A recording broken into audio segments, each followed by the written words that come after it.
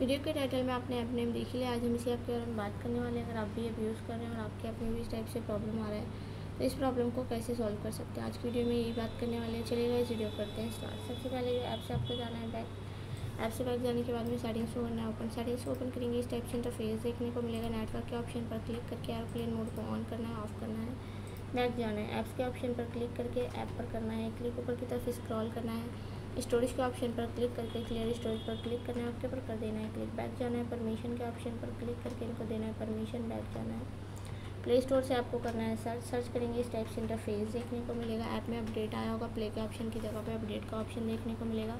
Update के option पर click करके आपको कर लेना है अपडेट करेंगे, प्रॉब्लम सॉल्व हो जाएगी। फिर भी प्रॉब्लम सॉल्व नहीं होती है, ऐप को अनइंस्टॉल करके इंस्टॉल कर लेना, आपकी प्रॉब्लम सॉल्व हो जाएगी।